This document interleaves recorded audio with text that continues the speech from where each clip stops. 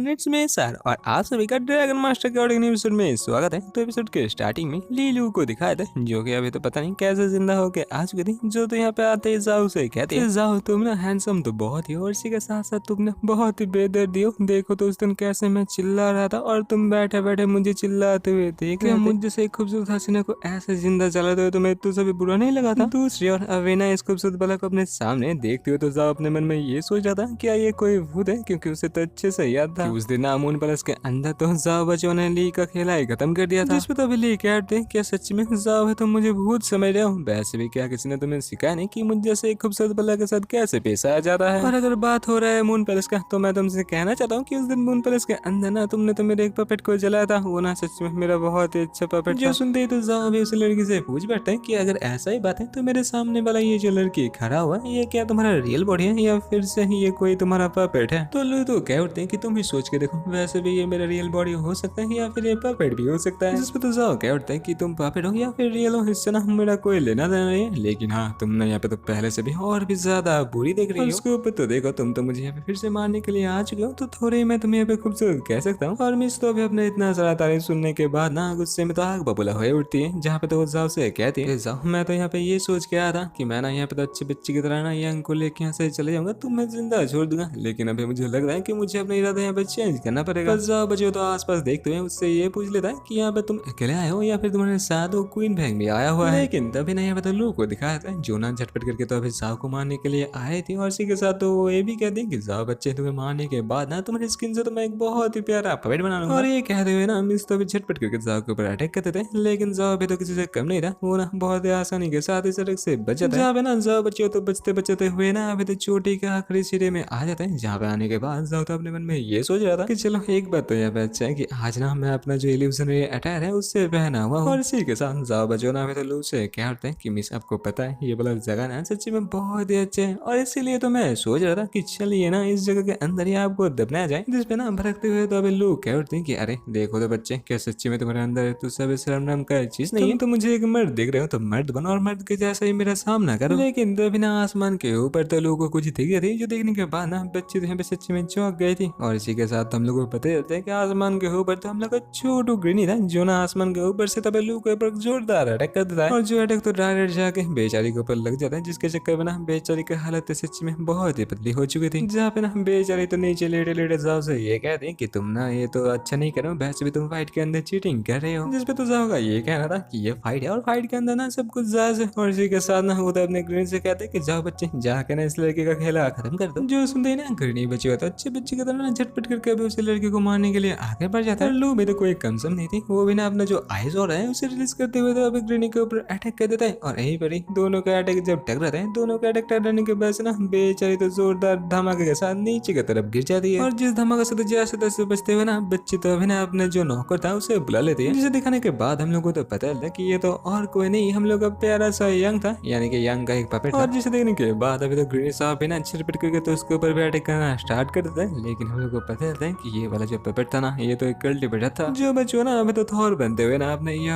हमारे से बेचारे ग्रीनी के ऊपर हमला कर देता है। जिससे बचने के लिए ना ग्रीनी बच्चों अभी तो अपने आसपास फोर्स फील्ड तैयार करके बैठ जाता है। लेकिन तभी तो हम लोग को दिखाया था कि यंग के पपेट का जो हमला था ना, वो तो ग्रीनी का जो फोर्स फील्ड था उससे तो तोड़ते हुए ग्रीनी के ऊपर सीधा जाके लग जाता है। जो हमला लग जाने की वजह से ना बेचारा ग्रीनी तो धराम करके जाके नीचे गिर जाता है। और इसी मौके का फायदा उठाते हुए ना अभी तो लू बची भी ना अभी ग्रीनी को अपने जंजीरों के अंदर जकड़ना स्टार्ट कर देती है। और ऐसे ही ना दोनों मिलकर तो बहुत ही अच्छी तरीके से ना ग्रीनी साहब का खातिरदारी करना स्टार्ट कर देते हैं। और ये सब कुछ ना जाओ बच्चे तो दूर से टुकुर टुकुर देख रहा था। जहाँ पे तो अभी ये सोच रहा था कि मेरे सामने का जो यंग है और जो मिस लू है ना, दोनों के दोनों ये पपेट है। और अभी तो मुझे झटपट करके ना इन दोनों का जो पपेट मास्टर है उसे ढूंढना पड़ेगा। अरे तभी ना जाओ को तो पीछे से किसी का आवाज आता है, जो देने के लिए तो अभी जाओ बच्चों पीछे की तरफ मुड़ते हैं। तभी तो हम लोग को पता चलता है कि ये तो और कोई नहीं, हम लोग का ब्रदर उपेंग था। जो बच्चों ना अभी तो जाओ के पीछे वाले चट्टान से लटकते हुए जाओ को अभी इशारों इशारों में बुलाने की कोशिश कर रहा था। और ब्रदर पिंक को इतना परेशान होते हुए देखने के बाद ना जाओ तो उससे कहता है कि अरे ब्रदर आप यहाँ पे फिक्र मत करो, वैसे भी मेरा ड्रैगन ना सच में बहुत पावरफुल है। मैंने तो उससे कहा है कि अभी ना थोड़ा सा यहाँ पे नौटंकी कर लो, ताकि जो बंदा ना ये सब कुछ छुपते छुपते कर रहा है उसे लगा कि हम दोनों एक कमजोर है। अभी तो अपने आंखों के सामने अपने ग्रीनी लाल को इतना पिटते हुए देखने के बाद जाओ तो फिर उससे कह देता है जाओ ग्रीनी बच्चों, अब तुम भी ना इन दोनों के साथ दिल खोल के फाइट कर सकते हो। और अभी तो ये सुनने का तो देरी था, जो सुनने के बाद दहाड़ते हुए ना अभी तो झटपट करके अपना नया वाला स्पीड का यूज करते हुए आसमान के ऊपर चले जाते हैं, जहाँ पे जाने के बाद ना वो तो फटाफट करके ना वहाँ से तो इन दोनों के ऊपर बहुत सारा अटैक बरसने लगता है। और जिस अटैक का नाम यहाँ पे रिंग ऑफ फेदर प्लेट बताया जाता है। और ग्रीनी का ये वाला जो अटैक था ये ना जाकर तो डायरेक्ट बेचारे यंग का जो पुतला था उसके ऊपर तो लगना स्टार्ट हो जाते हैं। दूसरी और लू को दिखाया जाती है जो ना अपने आसपास आइस डोम क्रिएट करके तो इस अटैक से बच जाती है। और अभी तो अटैक खत्म हो जाने के बाद वो तो जाओ से कहता है कि हंसम मुझे तो लगा था कि तुम ना बहुत ही चालू हो, लेकिन देखो तो तुम तो यहाँ पे सच्ची में फुद्दू निकले। क्या सच्ची में तुमने क्या सोचा ये वाला ड्रैगन तुम्हें यहाँ पे बचा भी सकता है? पर ये वाला बात ना बेचारे ग्रीनी का तो दिल में लग जाता है, जो तो अभी उसी लड़की से चिल्लाते हुए कहता है कि ओए बच्ची चुप कर। और इसी के साथ ना उसी लड़की के ऊपर तो अपना जो एजुर फ्लेम है उसी के सहारे से अटैक करने लगता है। पर लू बच्ची तो फिर से ना अपने आसपास आइस ड्रोन क्रिएट करके तो इस अटैक से भी बच जाती है। और अभी ना ये देखने के बाद ग्रीन को तो इतना गुस्सा आ गया था, उसने तो अभी सोच रखा था कि ये ना इस लड़की के साथ साथ इसके पपेट मास्टर को भी तो खत्म कर देगी। और अभी तो ग्रीनी के पावर के चक्कर में ना जमीन फोड़ के तो बड़ा बड़ा ड्रग्स बाहर आने लगते हैं, जो देखने के बाद भी तो इन दोनों को कुछ ज्यादा नहीं लगता, जो दोनों तो यहाँ पे बहुत ही आसानी के साथ ग्रीनी के बुलाया हुआ जो ड्रग्स था यानी कि जो पेड़ था उसे तो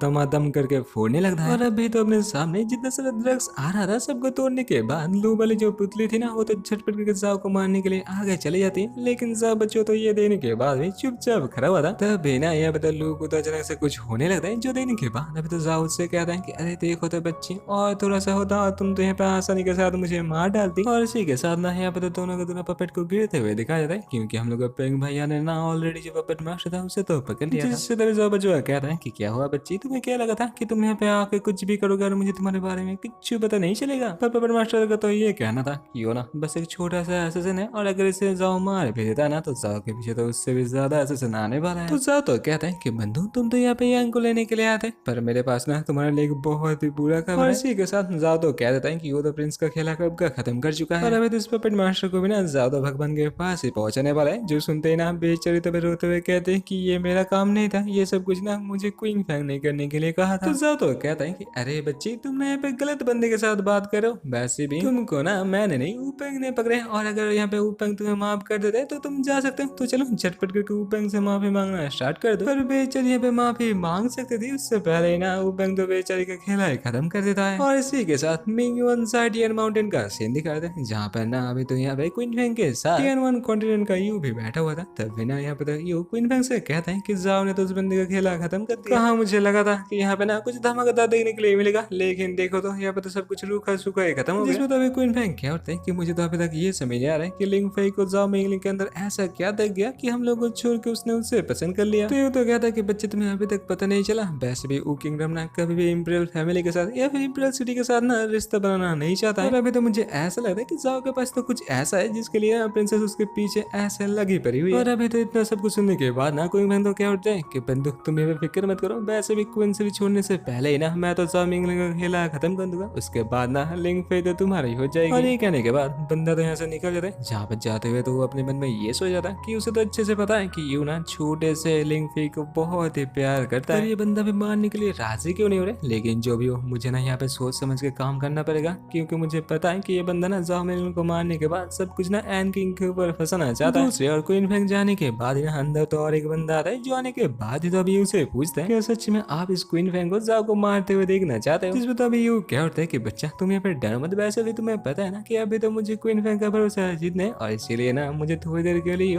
जाओ के खिलाफ तो खड़ा ही होना पड़ेगा। और इसी के साथ तो हम लोग को पता है कि ये बंदा तो और कोई नहीं हम लोग का प्यारा हाव था। देखो ना ये बंदा दिन दहाड़े यहाँ पे डबल क्रॉस ट्रिपल क्रॉस पता नहीं कितना कुछ क्रॉस कर रहा है। और इसी के साथ जाओ उसके बहना को दिखाया था, जहाँ पे ना जाओ का बहना तो जाओ से कहता है कि भैया अभी ना मैं जब उसमें आपको चोरी करने के लिए गया था तब ना मुझे एक बहुत ही अच्छा चीज पता चला। जहाँ पे तो छोटी बच्ची कहते हैं कि उसके पापा को भी ना ये जो सीक्रेट रिलम है उसके बारे में कुछ पता नहीं, वहाँ पे जाने के लिए ना उसके पापा को तो यहाँ पे नेचर के ऊपर भरोसा करना पड़ता है। जिसपे तो जाओ भी अपने बहना से पूछ लेता है कि अरे बहना तुम यहाँ पे बोलने का क्या कोशिश कर रहे हो। तो छोटी बच्ची जी तो कहते हैं कि वहाँ तक पहुँचने के लिए ना उसके पप्पा जी को तो यहाँ पे स्टार, एयर प्रेशर और नदी का लहर का सहारा लेना पड़ता है। जो सब कुछ जानकारी लेने के बाद ना हमें तो जाओ बच्चों यहाँ से निकल जाते हैं। और इसी के साथ ना हम लोगों को तो बहुत दिनों पहले डेविल लाल को दिखाते हैं, जिसके सामने आते हुए तो जाओ कहता है मेरे प्यारे डेविल लाल मुझे अच्छे से पता है कि तुम ना यहाँ पे सोए सोए तो पक चुके हो, तो चलो ना थोड़ा सा बाहर घूम के आते हैं। और इसी के साथ साथ ना बाहर तो तुम्हारे लिए मैंने बहुत सारा खाने का बंदोबस्त भी कर चुका हूँ। लेकिन डेविल बाबू को तो देखो वो तो यहाँ पे फिर भी बैठा हुआ था, जो देखने के बाद जाओ बच्चों तो उसका आसपास घूमते हुए कहते हैं कि अरे चलो ना बस में मुझे पता है वहाँ पे ना बहुत टेस्टी खाना है जो तुम्हारे लिए बहुत ही अच्छा होगा। और ऐसे ही ना जाओ बच्चों तो अभी डेविल लाल को तंग करने लगते हैं। और अभी ना इतना सब कुछ खेलने के बाद आखिरकार तो डेविल लाल कहता है कि ठीक है मुझे पता है यहाँ पे आपका कुछ काम है तो चलो मैं कर ही देता हूँ। इसी के साथ सीन शिफ्ट होता है जहाँ पे ना जाओ बच्चे होता है डेविल लाल का सवारी करते हुए यार प्रेशर को फिल करते हुए ना उसी सीक्रेट लैम्प तक जाने का कोशिश कर रहा था। दूसरी ओर यहाँ पे आते हुए ना जाओ ने तो डेविल से कहा था कि यहाँ पे ना बहुत ही पावरफुल ड्रैगन है जो कि डेविल लाल बहुत ही आसानी के साथ खा सकता है। इसीलिए तो डेविल लाल अभी चिल्लाते हुए कहता है कि ओए मालिक मेरा खाना कहाँ पे है, वैसे भी तुमने कहा था कि यहाँ पे बहुत सारा पावरफुल ड्रैगन है ना। अभी तो जाओ बच्चे डरते हुए कहता है कि उसे तो लगा था कि यहीं पे वो बाकी सारे ड्रैगन है लेकिन यहाँ पे नहीं हुआ तो क्या हुआ, तो चलो ना थोड़ा सा आगे जाके देखा तो डेविल लाल ना यहाँ पे तो चिढ़ते हुए कहता है कि ठीक है मालिक थोड़ा सा आगे जाता हूँ लेकिन आगे यहाँ पर कुछ ना मिला ना तो बच्चे मैं तो तुझे नीचे फेंक दूंगा जहाँ पे ना बहुत ही अच्छे सड़क है जिन्हें ना इंसानों का मांस बहुत ही अच्छा लगता है। देखते देखते तो यहाँ पे दिन ढलने के लिए आ जाते हैं जहाँ पे ना जाओ तो अभी कहता है कि हाँ उसे पता है कि उसने यहाँ पे आके बहुत बड़ा गलती कर दिया लेकिन उसे तो पता था कि ये वाला चीज ना आस पास ही है। दूसरे और डेविल लाल को दिखाते हैं जो ना अभी तो गुस्से का मारा चिल्लाने लगते हैं पर तभी ना यहाँ पे तो जाओ को कुछ अलग से महसूस होता है। जहाँ पे ना डेविल लाल को भी तो समझ आ जाता है कि आस पास ना कुछ तो हो रहा है और इसी के साथ तो हम लोग को पता है कि उन लोगों के सामने का जो पानी था वो तो बहुत ही जोर से हिल रहा था जिसके अंदर से तो देखते देखते ना बहुत पावरफुल दो ड्रैगन बाहर आ जाते हैं। लेकिन यहाँ पे कुछ हो पाता है उससे पहले ये वाला एपिसोड होता है खत्म। ऐसा है आप लोगों को ये वाला एपिसोड अच्छा लगा, अगर अच्छा लगा ना तो लाइक कमेंट और सब्सक्राइब करना ना भूलना। मिलते हैं और एक नए एपिसोड के साथ, लेकिन जाने से पहले हम लोग का प्यारा ड्रैगन मास्टर तो अभी 100 में हिट करने वाले हैं और इतने प्यार और सपोर्ट के लिए आप लोगों का सच्ची में तहे दिल से शुक्रिया।